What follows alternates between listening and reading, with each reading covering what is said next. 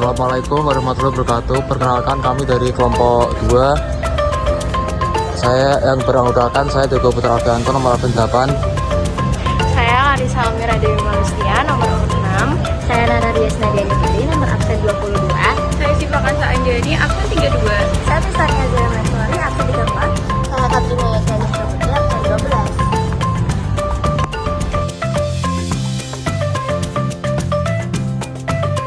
Persebaran fauna yang ada di dunia. Fauna di dunia memiliki persebaran yang berbeda-beda di setiap benuanya. Perbedaan ini dipengaruhi oleh faktor iklim, kondisi geografis, serta sejarah evolusi tiap wilayahnya. Persebaran fauna di dunia dapat dibagi ke dalam beberapa kawasan subgeografi, yaitu yang pertama ada kawasan Paleartik. Kawasan ini meliputi benua Eropa, Rusia, Siberia, Asia Utara, Jepang hingga pegunungan Himalaya. Ciri-cirinya adalah yang pertama, memiliki iklim sedang hingga dingin. Yang kedua, habitat berupa tundra, taiga, dan hutan gugur. Fauna khasnya ada beruang coklat, serigala, rusa kutub, rubah merah, kelinci, dan landak. Paleartik ini merupakan wilayah fauna terbesar namun tidak sekaya neotropik. Yang kedua ada kawasan Nearktik. Kawasan Nearktik ini meliputi Kanada, Amerika Serikat, dan Meksiko bagian utara. Ciri-cirinya yang pertama yaitu memiliki iklim dingin di bagian utara dan sedang di bagian selatan. Yang kedua, hewan yang mampu hidup di hutan pinus dan padang rumput luas. Contoh hewannya ada bison, beruang kutub atau beruang hitam, rusa kutub, kakun liar, dan rakun. Nearktik memiliki hewan khas seperti bison yang tidak ditemukan di kawasan lainnya. Yang ketiga ada kawasan neotropik. Kawasan neotropik ini meliputi Meksiko Selatan, Amerika Tengah, dan seluruh Amerika Selatan. Ciri-cirinya yang pertama, banyak hutan hujan tropis atau Amazon. Yang kedua kan keanekaragaman hayatinya sangat tinggi. Dan contoh faunanya ada lama dan alpaka, armadillo, sloth atau ukang malas, tapir Amerika, anaconda, dan burung taucan.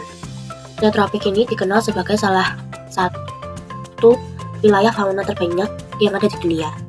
Yang keempat ada kawasan Etopian atau Afratropik. Kawasan Afratropik ini meliputi seluruh Afrika bagian selatan, gurun Sahara, dan sebagian timur tengah.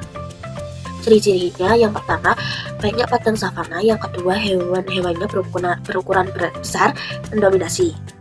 Contoh faunanya ada gajah Afrika, singa, zebra, jerapah, badak, antelop, gorila, dan simpanse. Kawasan ini dikenal dengan hewan safari Afrika. Kelima ada kawasan oriental. Kawasan oriental ini meliputi India, Cina bagian selatan, Filipina, Thailand, Malaysia, Indonesia bagian barat seperti Sumatera, Jawa, Kalimantan, dan Bali. Ciri-cirinya yaitu memiliki iklim tropis. Yang kedua, banyak hutan hujan dan pegunungan. Contoh faunanya ada gajah Asia, harimau, badak berjumlah 1, orangutan Kalimantan dan Sumatera, bekantan, dan beruang madu.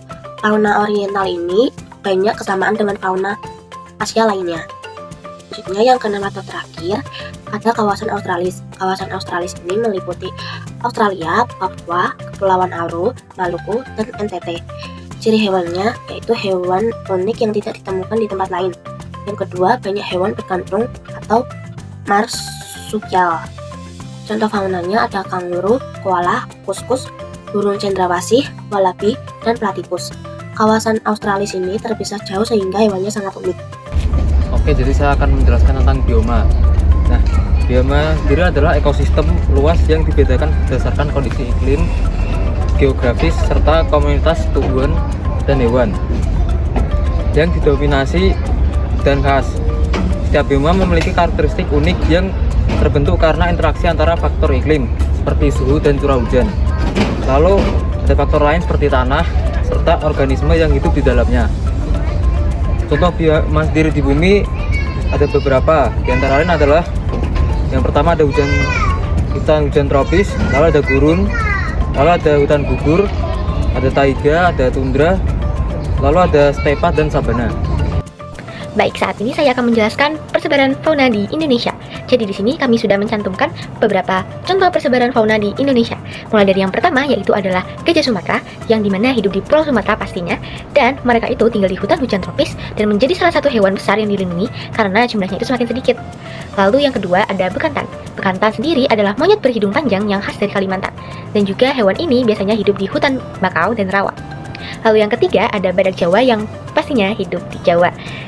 Dan badak Jawa ini hanya ditemukan di Jawa, khususnya di Taman Nasional Ujung Kulon. Lalu yang keempat, yaitu ada rangkong dari Sulawesi.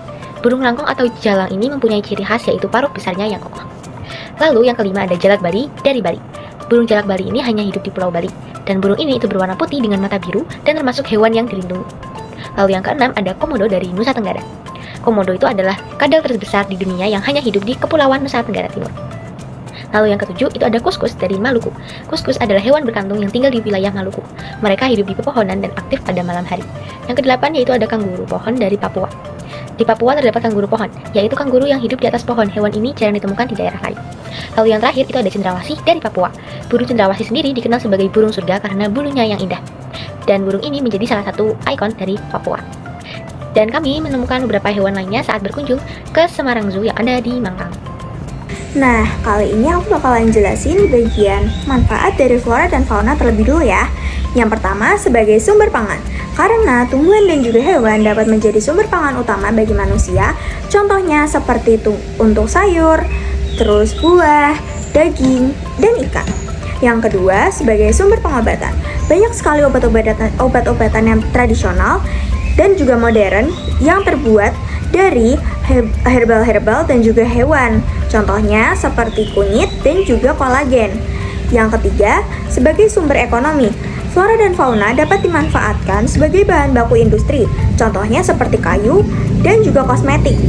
Dan untuk menghasilkan devisa negara untuk melalui berbagai produk yang bisa dijual.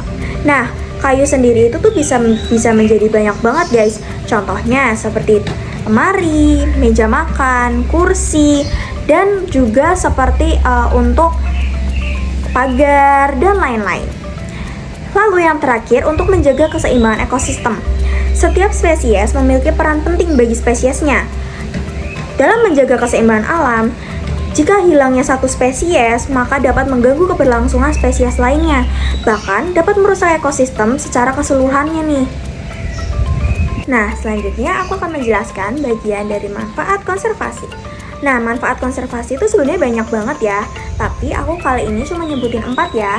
Yang pertama, itu melestarikan keanekaragaman hayati.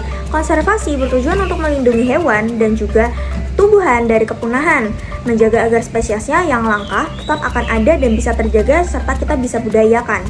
Yang kedua, menjadi kualitas lingkungan. Konservasi sendiri membantu menjaga kualitas air dan udara serta menjaga keindahan dari keunikan ekosistem. Yang ketiga, itu memastikan ketersediaan sumber daya. Dengan konservasi, sumber daya alam seperti air bersih dan juga bahan pangan dapat terus tersedia untuk memenuhi kebutuhan manusia dan juga hewan dalam jangka panjang. Nah, yang terakhir itu menciptakan lapangan pekerjaan. Kawasan konservasi sendiri dapat membuka lapangan pekerjaan bagi masyarakat sekitar. Contohnya seperti dalam bidang pariwisata ataupun pengelolaan alam.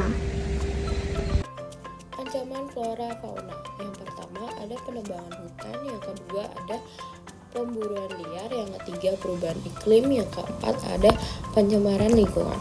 Kita masuk ke upaya pelestarian. Yang pertama ada melestarikan habitat hutan lindung dan taman nasional. Yang kedua ada penangkaran satwa, melindungi fauna dari kepunahannya.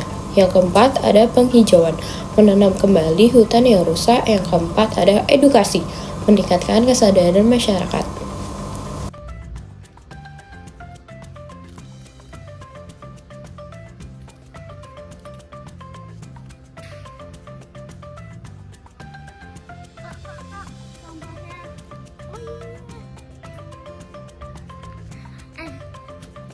Di situ ada